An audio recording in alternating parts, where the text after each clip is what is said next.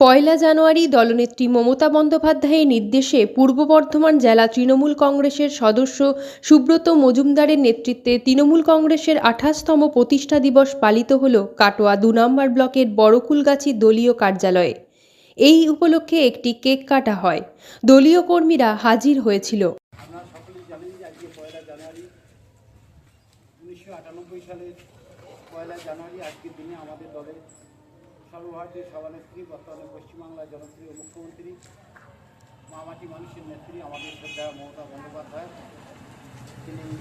তৃণমূল কংগ্রেসের এবং নেতাজি ইন্ডোর স্টেডিয়ামে জাতীয় কংগ্রেসের সভা এবং আউটডোরে আমাদের গান্ধী মূর্তির পাদদেশে আমাদের সর্বভারতীয় তৃণমূল কংগ্রেসের বাংলার মানুষের আশা আকাঙ্ক্ষা এবং অত্যাচারী মার্ক্সবাদী কমিউনিস্ট পার্টির যে প্রশাসন থেকে বাংলার মানুষকে রক্ষা করার শপথ নিয়ে